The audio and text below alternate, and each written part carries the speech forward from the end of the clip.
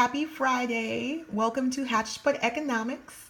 And the purpose of this channel is the economic empowerment and financial freedom of women of color. So thank you for being here. If you haven't done so already, please like and subscribe right now so you don't forget to. I just want to thank everyone for being here. And I was very moved today. I actually wanted to make this video before I even saw this article. And the reason why this video is special to me, I posted a video on why extreme feminism is not for women of color. It's not for Black women. And someone on the thread interjected, and I'm glad she did. And she, it wasn't related to the topic at hand. She said, why don't I cover the attitudes of Black women and how Black women, act in the workplace, because she feels that when, she's nice and she's friendly and she's professional, that I guess white people or non-minorities make direct comments to her and say, oh, you're so nice and you're so professional and, just, things that they shouldn't be saying. A little bit about me. I am an HR director. I have a bachelor's in business administration. I have a master's in HR from Cornell. So I know a little bit about HR. I know that those questions shouldn't be even said, but I understand what she's saying. Why should she have to bear the cross for people's attitudes? But again, once you get to know me in this channel, I am a data nerd. I am a self-proclaimed nerd, and I like to base my ideas on facts. That is why you see Newsweek in front of us. That's why you're not going to see my face. It's not about me. It's about the facts. And I want to show you, what I'm looking at. So when you're talking about the social behavior of Black women, no offense to anyone what I'm about to say, please don't get upset. Where do you shop? Because if you're shopping at Walmart, if you're shopping at Kmart, if you're shopping at 99-cent store, okay, this is how it works, okay? They're not going to hire people, no matter the skin color, that are polished, experienced. They're not going to hire people that have the customer service background to go there in front of you because they're paying them absolutely nothing. Now, this is not to excuse the behavior of any Black person or anybody at all. But if you're in the service industry and you're noticing minorities that are rude or short-tempered, yeah, they're probably getting minimum wage and they probably don't even have the credentials to be standing there. I used to hire them. So I know for a fact when you're trying to hire the bottom of the barrel in regards to wages, people that are minorities tend to have those, lower expectations for salaries. And that's why if you go to Burger King and you go to McDonald's and you go to an hourly drive-through, you might see an abundance of minorities. And it's not that they're rude. The abundance of people in those low hourly jobs, especially on the East Coast, West Coast, and where you have populations of minorities, will be of color because that's who they hire. So it's not that people are rude when they're Black. If 95% of low-level service workers making $7 an hour are African American, then the majority of your interactions with people of color is going to be higher in those types of things. So that's what I'm trying to tell people. I'm trying to educate you based on facts. And you have to also take into consideration that there's a huge stigma against Black women. You have Black women still dealing with the angry Black woman. But what's the facts, right? What's the purpose of this page? This page is about economic empowerment. This page is about financial freedom. And the reason why I made this page is because as a Black woman who have an Ivy League education, I saw that I was not getting the same opportunities. I saw I was not getting the same pay. So what I did, I went to real estate school. I got my real estate license. I used my other credentials. I am also a gemologist. I started doing diamond sales on the side. I started doing diamond consulting on the side, wedding planning, event planning, HR consulting on the side, and I also dabble in medical sales. This is how I live.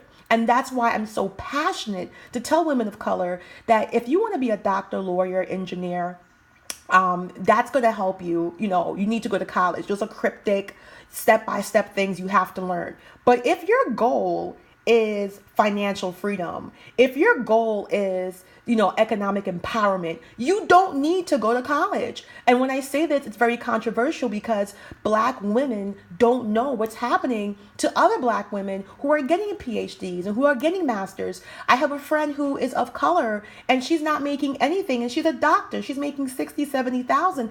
I'm sure she's going to pick up in the next couple of years. But if you're going to get into that field, make sure you're doing it for passion and perseverance. Make sure you're doing it because you want to. If you're like me, and you're like money, money, money, money, that's what I'm about. I'll reach for the stars later. I'll sit down and read my Reading Rainbow book later. Right now, it's about money. So what am I doing with this computer? Like, what the hell's going on? I have a couple of pages to go through. Please give me your time. It's definitely going to be worth it. So I'm sure you see me zooming my phone on here. White woman arrested for torturing black student she called Jamaican Barbie. Now, this just came out like 2 days ago. And what makes it very upsetting is that the news media has not reported this at all. And what happened to this girl was utterly disgusting. Like, I don't even want to repeat it, but I'm going to. Police have arrested a white University of Hartford student after she boasted online about harassing her roommate she called Jamaican Barbie by putting her toothbrush places the sun don't shine. Ooh. Brianne Ray Broku, 18, was arrested and charged with third-degree criminal mischief and second-degree breach of peace on Saturday for bullying her university roommate, Chanel Jazzy Rowe. Rowe was not aware of the harassment until she discovered a post by Brochu on Instagram, where her roommate bragged about spitting in her coconut oil, putting moldy clam dip in her lotions, and rubbing used tampons. This girl's nasty. It's a nasty pom-pom right there. On her backpack for more than a month. And this is what she wrote. Finally did it, yo. Girl got rid of her roommate. The post, The post reads, I can finally say goodbye, Jamaican Barbie. And I guess that's the actual post. I'll zoom up for you guys. Breezy B Bumble finally did it, yo. Got rid of her roommate after 1.5 months of spitting in her coconut oil, rubbing her toothbrush places where the sun don't shine, and so much more. Can finally say goodbye, Jamaican Barbie. Okay, Rowe discovered the post as she was moving out of the room when she was approached by a fellow dorm and 2 resident advisors who showed her the post. Rowe said she was moving out because her roommate had already made her feel unwanted by turning off the lights when Rowe was inside. I moved out because I felt like I was unwanted in my own room. She said I have to be cautious now because I don't know what she's messed with. Rowe went on Facebook Live Monday to share her full account of the story. Rowe revealed pictures Brochu posted online, including of her own backpack the roommate posted showing the bloodstains she allegedly added. That's from her tampon. This girl is gross. Ah! Rowe said she slept next to the backpack not knowing. Okay, that's disgusting. And if you watch this video, I'm not going to show you the video because I don't want to take up too much time. But if you watch the video, she actually got a pretty nasty, this is a Jamaican girl here. I'm Jamaican, so I'm a little bit sensitive to this. But this is a girl here. She actually got a nasty throat infection because I guess she was rubbing her toothbrush in private areas. Oh, it's here. Rose said her roommate actions also made her sick. She described suffering unexplainable extreme throat pain while living with her own roommate. In the post, Brochu lists what she has done, but adds and so much more. So this is what I want to say. I'm not going to bore you with the whole thing. I just want you to read it so you know it's factual. Has anybody heard this on TV? No. So when white women harass black women, that's the first thing you need to know. You're not going to hear about it. Secondly, what's more disturbing with this story, she only got attention because it went on Facebook Live. Originally, when the complaint came to surface, the young lady that was involved, Brochu, the one that rubbed the toothbrush on her dirty panani and get the girl sick, they only suspended her for like 2-3 days. It's not until the school got exposed to the televisions and through YouTube and I guess the media, and I'm sure the college doesn't want this bad thing, and then the principal and I guess the dean or whoever the hell went out and said, they had to get rid of her. But that was not their initial reaction. Had they acted accordingly, me, you, or anybody listening to this video would not know. Now you're going to say, Connie, what's the purpose of this video with Hashtag Economics? This is one of the main reasons I try to tell you that socially, if you're going to go into the business world as a Black woman, number one, have several streams of income. Number two, get ready for the lack of social awareness. You got Black women on my video questioning the social behaviors, and what they don't get is that we are the minority. I'm not trying to be a bitch, but if you're talking about working at Burger King, working at Walmart, if you're an hourly worker, then you're talking about something else. I'm 38 years old. We're talking about economic empowerment, financial freedom. I'm speaking to grown women, and most of the women in my age genre, we're talking about senior level, exec level, which I am, and Black women are a severe minority. We don't hold the economic power, the social power to walk around like our shit don't stink. In fact, for you to even get to that level, you have to work twice as hard under twice as much scrutiny. So I really, really love the opinions. I love the feedback. But please, guys, I'm a nerd. I have no life. This is my life. And if you're going to make a comment, please, I'm begging you on my knees. I'm meow, meow, meow. I'm kitty caboop. I'm begging you like a cat. Please use your Google, do some research, and see what's the reality for a Black woman when she becomes a senior level executive. What's the reality for a Black woman when she works in the corporate world? And, I'm going to take you through a few more here. So, I always show you guys the good stuff. So this is the EEOC, all right? U.S. Equal Employment Opportunity Commission. So for those of you that don't know, I'm also an EEOC investigator. I actually do EEOC volunteer training, and it's part of the company I run hourly on the side, where I charge as a freelance contractor myself and one of my friends, where we go out to companies and we give seminars on EEOC. If you don't know what that is, that's the federal part of the government that mandates discrimination, retaliation, stuff like that. So what I'm going to show you, because I'm logged in under my thing, what I'm about to show you, these are all discrimination cases filed by African Americans since 2015, and going downward. It's a lot. I'm not even going to try to read this Bible to you. And these are discrimination cases. And these are cases that were won, meaning that the people won these cases. And something very interesting, most of these cases where Black women are having issues with discrimination, harassment, and retaliation, they're from white women.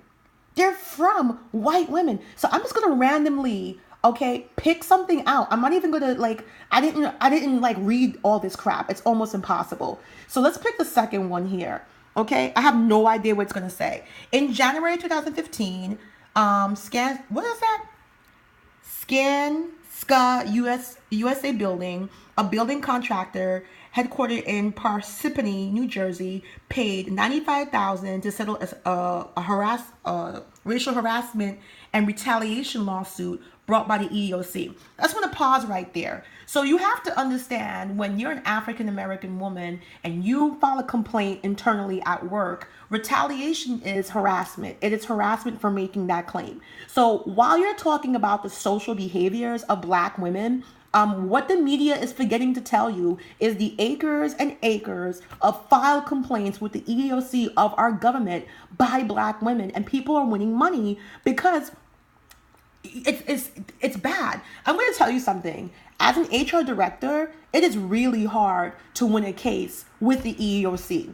The EEOC is a government institution. It is a federal agency, and they don't take no in-between evidence, meaning that you have to have two OJ gloves, two Broncos, you have to have two lawyers just to get a sentencing, just to get a claim, because the EEOC realizes that if they make it too vague and they make it too easy, everybody and their mother is going to be up there trying to get money. So this is $95,000 settlement. The class of Black employees work for C1 Construction and a minority-owned subcontractor, and basically the construction site and supervised employees, the host operators, that white employees subject them to racially offensive comments and physical assault. Okay, so this is $95,000. The first one is $26 million. The EEOC filing, they got that for harassment retaliation against racial minorities. These are females as well. And I can go on and on. This one's 1.2 million because they use racial slurs against Black and Hispanics. This one is 110,000, 415,000.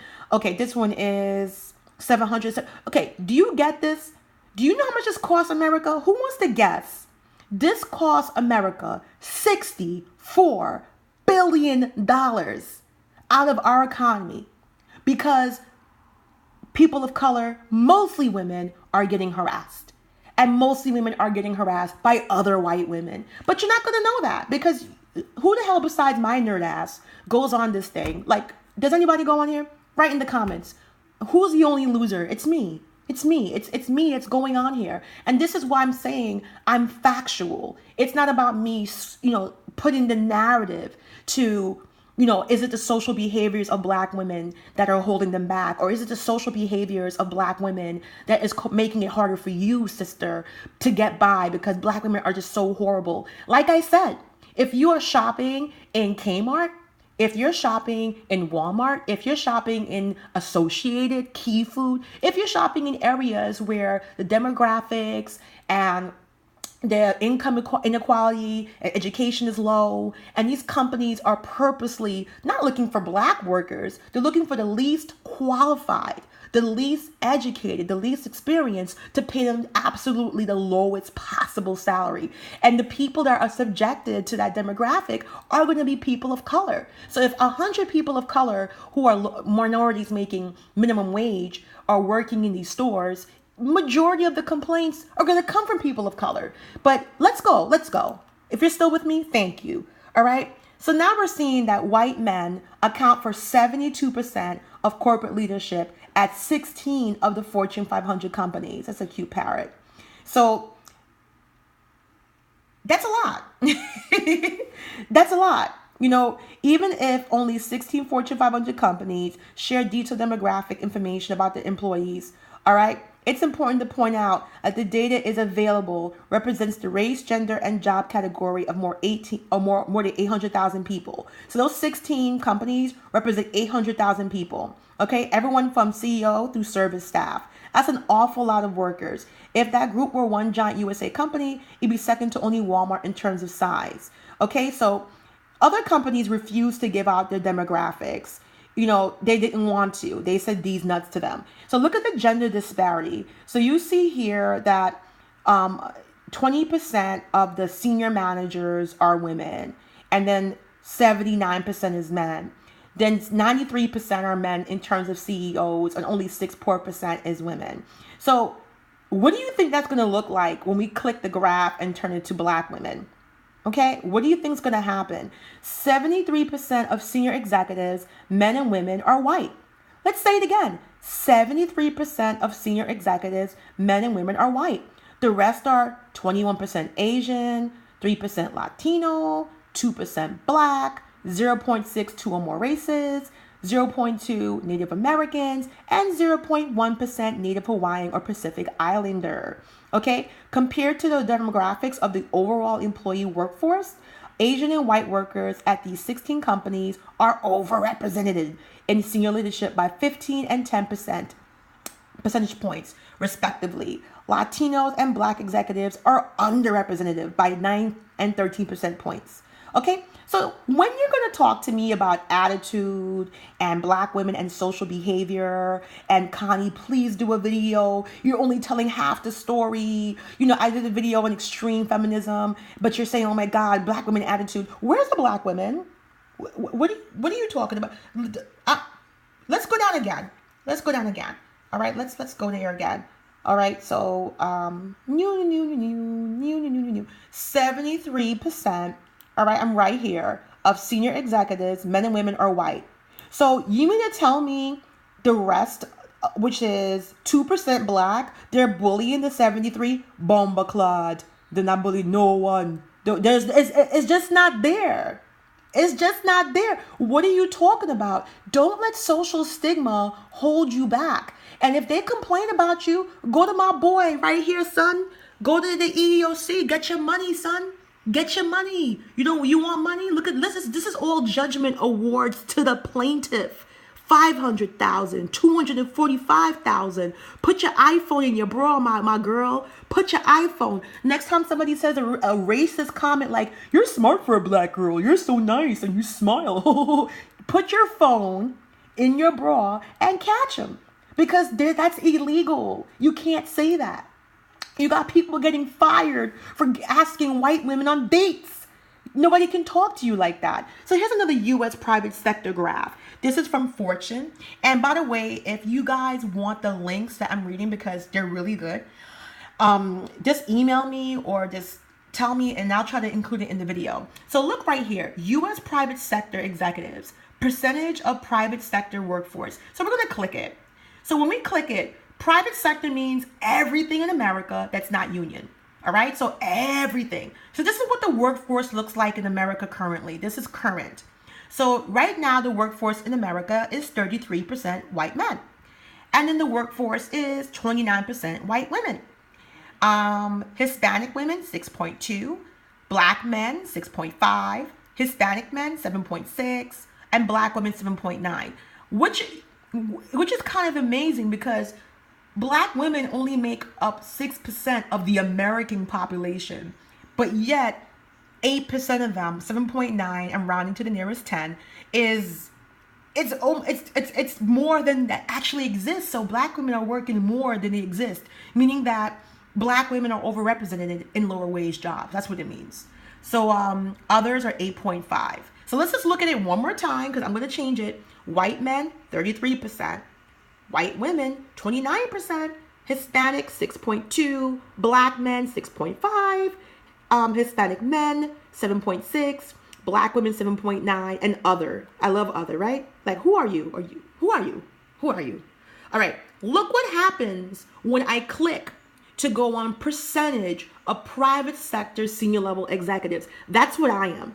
I'm a C-level, I'm a sector seat level executive, meaning that you probably make salary, you probably, report directly to the VP. You're like 2 or 3 steps below the head of the company. And that's where I report to my job, to my VP.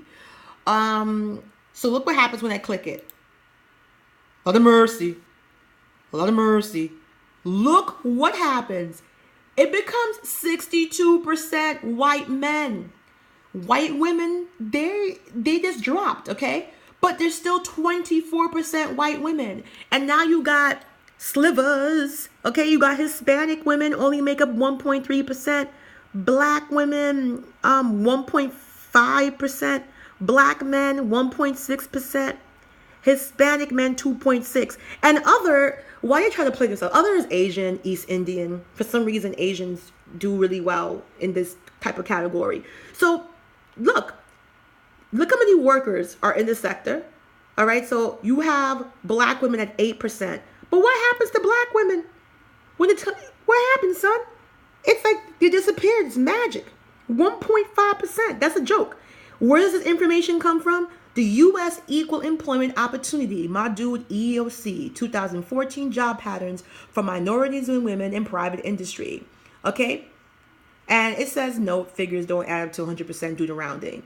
Okay, so when you're talking about, when you're talking about white women and black attitude, who are you talking about? You're talking about that 1.5% is bullying 62% of white men. You think that 1.5% is bullying the 24%? This is why I made this page. This is why, if you're still with me, God bless you. This is why I made Hatchput Economics, because I want black women to think outside of the box. I want black women to get hooked on financial freedom. If you follow what I say, if you take the advice, you will be rich. I am not Bill Gates, but I am well on the way to being financially free. My goal is I will not be working physically by the time I'm 40. That means owning businesses. That means investing. That means diversifying my portfolio. That means being able to have value in my real estate, have my real estate work for me. If you're living in your house, it's not really much of an investment. Try to tell people that.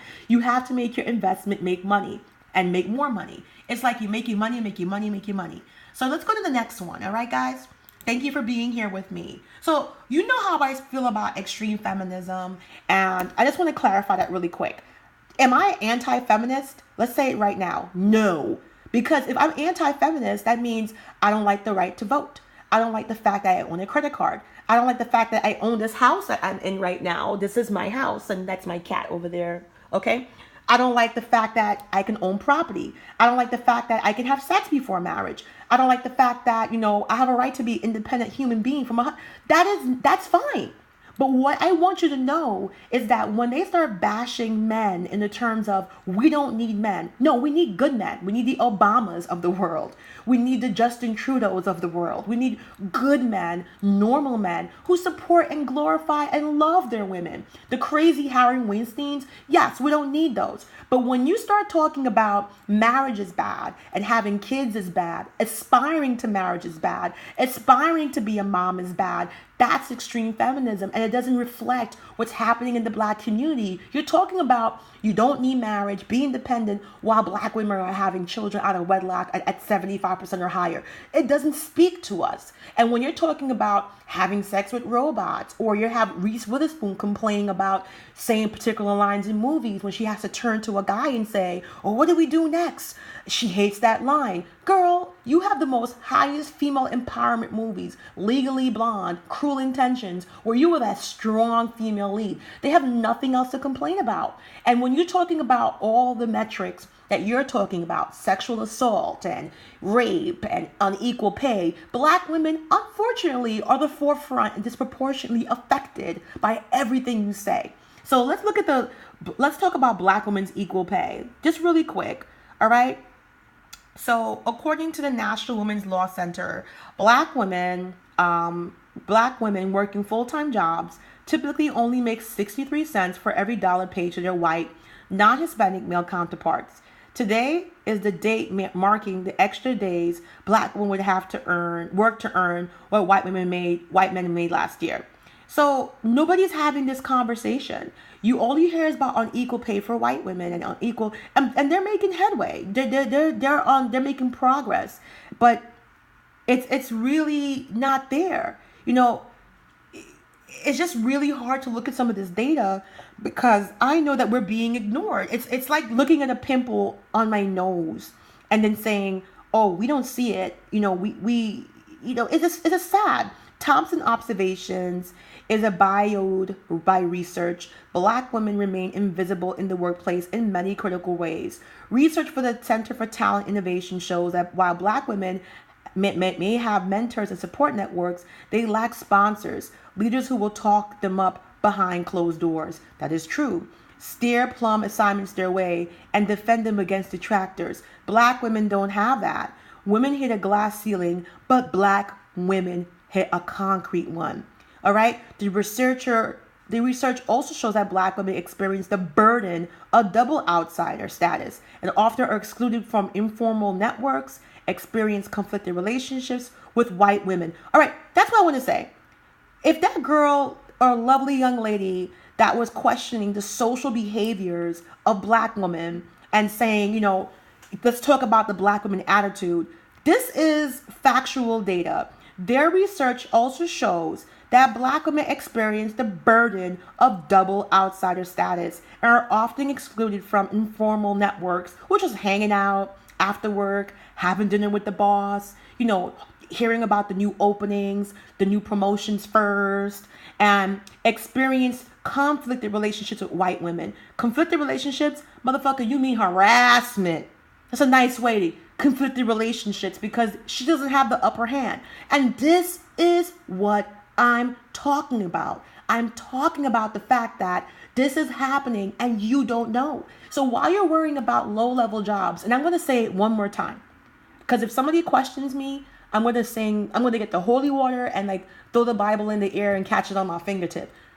The reason why you may be overexposed to lower level, low paying Black women in Costco and Walmart is because that's who they scout. They're not paying for these jobs. These are dead-end jobs paying nothing. So if you're having more interaction with these types of places, with Walmart and, Kmart's and the Marts and the 99-cent Mart, of course you're going to have more experiences with behavior black women. And again, this is not throwing shade, but if you shop at Bloomingdale's and Nordstrom's and Saks and Henry Bendel, I love Henry Bendel. If you shop at Louis Vuitton, or you shop at Chanel, or you shop at Ferragamo, or you shop at, I don't know, Versace, or you shop at Atlas or Coach on Fifth Avenue, when you see women of color, ain't nobody giving you an attitude? I challenge anyone who watches this video, go to a higher end store, start shopping there. Just fucking walk through. Fuck it. You don't gotta buy anything. Go to Bergdorf Goodman. Go. Just walk around. Go to your most expensive store in your area and see how many black women are going to give you attitudes. Try to find a black woman to interact with. I bet you she's going to treat you like you gave birth to her, because she's educated, she's experienced, she's probably making $25 an hour, because I used to hire for these stores. The whole dynamic changes. The demographic changes. So this is what I'm trying to do. You have black women getting harassed, okay? It's just really very sad when you see other black women don't know. And I'm not judging. I'm here to inform you. This is why I made this page, to push you, no matter what your criteria is, to get into the avenue of wealth building, because nobody's going to push you to be rich, and nobody's going to push you to be financially free. No job is going to do that for you. You have to do that for you. But I'm glad she brought this up. So now we're going to look at this. All right. So black women, this is where the video turns brighter. Black women are the fastest growing group of entrepreneurs. But here goes the sister. There you go. Hi, girl. All right. And the number of businesses owned by African American women grew, 322% since 1997, making black females the fastest growing group of entrepreneurs in the United States. Yay! Okay. Overall, the number of women-owned businesses grew by 74% between 1997 and 2015. Okay. And the State of Women-Owned Business Report commissioned by American Express opened, women now own 30% of all businesses in U.S., accounting for some 9.4 million firms. And African American women control 14% of these companies. Go us. Go us. But do you know why that's happening? Do you know why it's happening? This is Fortune, a respectable publication. I just want to zoom up on that. Okay. We attribute the growth in women-owned firms to the lack of fair pay, fair promotion, and family-friendly policies in corporate America. Women of color, when you look at the statistics, are impacted more significantly by all the negative factors that women face. It's not surprising they have chosen to invest in themselves. Let's say it again. They have chosen. So, black women, I love you. I love all of you. I mean it. You need to hear it. You need to hear love. You need to hear kisses and hugs. And I'm very huggable. I'll send you a video hug. So when you see an abundance of black women leaving the private market who are educated, a lot of these women who start businesses got doctorates, PhDs, got masters, and you're like, wait a minute, that's a swindle. Isn't it a swindle? To get your doctorate, to get your PhD, you waste money with time, waste money with effort, and you waste money actually paying for that degree. Imagine if you went straight to economics or straight to financial freedom. So it's very painful to see this. And, that's how you build wealth. That's how you build wealth. So that's what you do. It's crazy. This girl opened a cleaning service. This girl opened, another tech company. So this is what's happening. This is what's happening. The black women are taking matters into their own hand. So just a few more slides. Stay with me. It's worth it. I'm worth it. I'm worth it. So this is another one coming up. Why is the computer freezing up now? I'm going to try to... Should be there right away. I opened it up. So... Yes. Okay. I don't know why it froze like that. I got scared. But why more women of color are starting their business than ever? We already went through that, but I just want to show you. This is Time magazine, and it's saying the same thing, that You have an abundance of black women. This one's Hispanic that could not get a job, that have PhDs, that went to Ivy League schools. And this is a cool, really cool graph that shows you as the years go. Can you guys see that? You see I touch it? So in 2002, that is how much they had in terms of, you see the number that popped up there? That's how many minority owned businesses. Then in 2007, 2 million plus. In 2012, 3 million plus. And in 2016, I believe that number is 4 million plus. So you see a rapid growth because a lot of these women aren't getting a fair pay. They're just not getting the fair pay. So they have to go in. They have to go in. They literally have to do it. And that's why I made Hatchput Economics. I hope this educated you. This is probably one of the most important videos. If you have a daughter, if you have a son, if you have, a child and they want to go to school, I strongly suggest making sure that, that they are going to school for the right things and the right reasons.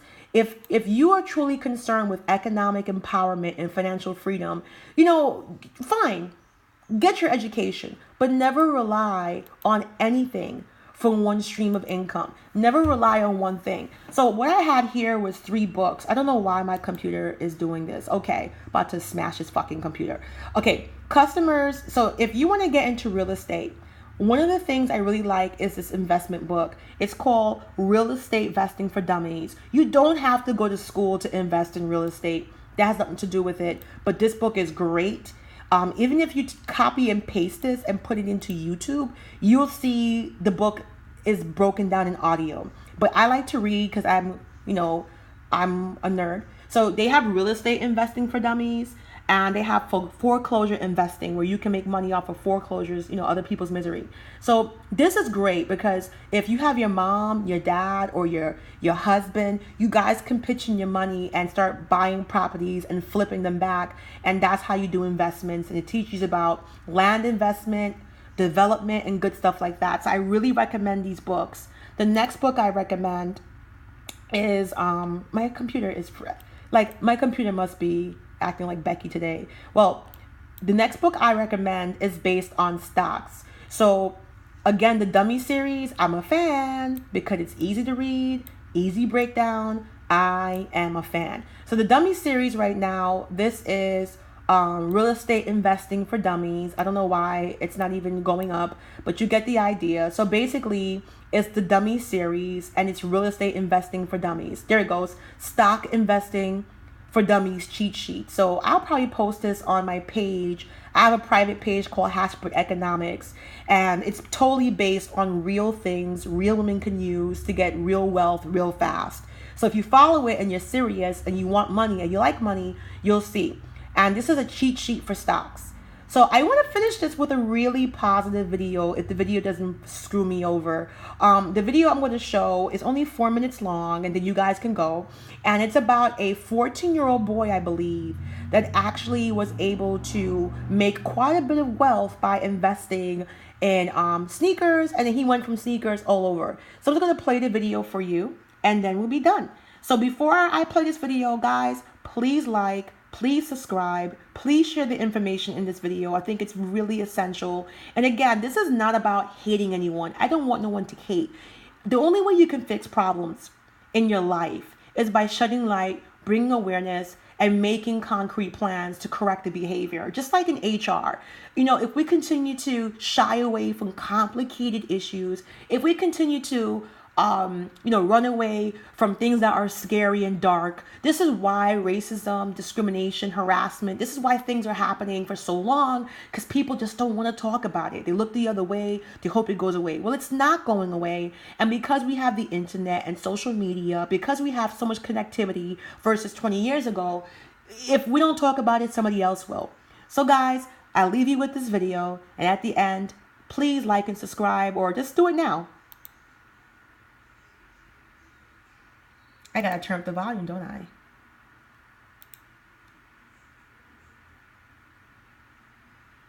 Here in California. I should have two simultaneously.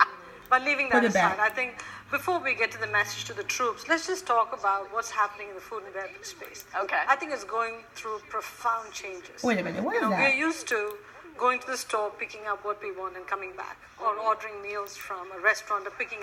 How much? Okay, sorry about that, guys. I'm not a professional. He's only 14, but Damon Williams is already walking in the shoes of a seasoned investor. Well, tell me, what are you worth? I think I'm a shade over 50,000 right now. How much? 50,000 right now. My portfolio. You're 14 years old? Yeah. You know, when I was 14, I was thinking about riding horses, not the stock market. Aside from that thing about being a super successful investor, Damon's a pretty normal kid. He doesn't always clean his room, as you can see, but he is a top student and a model, Pumping up and down is Mr. Elo. actor, and the starting point guard for his varsity team. Yep, it's gone. But this is where he really scores big. I've gained $1,000 in coach. You gained $1,000 over how long? How do you find out? How do you research stocks? There's tons of websites about that you can go. You can go directly through the company and go to their website. And what are you looking for? What do you study? Like, certain gauges, like a P ratio or, dividend yields, growth over the last 5 years. It has to go up consistently because, history repeats itself. I look for the growth rate has to be at least 15%. Yikes. Yeah. I mean, can't you just go play a video game or something? Yeah, but it'd be much more cool to know that I own a piece of the company that makes that video game. Shade. Ah, right. And remember those shoes we saw a minute ago? Well, they're what got Damon started investing in the first place. I'm an avid basketball player, and I love the basketball trends. So there are a new pair of Jordans coming out, and of course I wanted them. And your mom said? No, she didn't really want to buy them. So she said I had to save up to buy a share of Nike before I could buy another pair of shoes. That's because Damon's mom learned some tough lessons of her own. It was the 1990s. Deep in debt, April Williams figured she'd teach herself and her son some financial discipline. Damon got it, and today he has 54 shares of Nike stock, along with a whole lot of shoes. How many of these things do you have? So I probably get about 10 pairs of Nikes a year. His secret? He says his shoes are like money. Both are compounding over time. It compounds on interest, and it grows faster than the rate of inflation. I really wanted to know if he's tempted to trade in and out of his stocks. No, I'm not really that much of a fickle investor like that. I'm more of a buy and hold type of guy. He, quite frankly, is sort of off the charts ahead of his peers. And it turns out, many adults.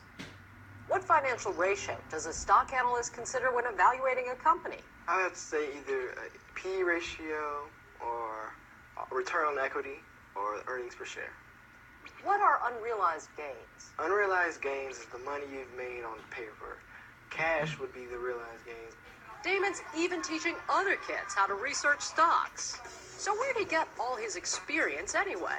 Did you learn it from the Rich Dad Poor Dad guy, Robert Kiyosaki? No, I wouldn't say so. Did you learn it from Susie Orman? You can do anything you want when it comes to your money. No, she knows what she's talking about, but I don't think she taught me much. How about Jim Cramer? I think you should back up this truck, Chevron. He's very entertaining, but I don't learn much from him. Now, when I'm posting you, I'm backing you in, right? I taught him to be excited about being an owner, to own a piece of Walgreens, to own a piece of the company that made that Happy Meal for him that he was always begging for. Or, of course, as we know, to own a piece of Nike for all those gym shoes he has to have. So I just want to stop the video right there. I'm glad you guys seen it. Thank you guys for watching. And see, that's the importance of generational wealth. She got the knowledge, she passed it on to her son. He's going to be really great. So guys, thank you for listening. Ask questions in the comment section. And please remember to like and subscribe. Thank you for watching Hatchbird Economics. Please look out for how you can get rich with real estate. My next video. Bye guys.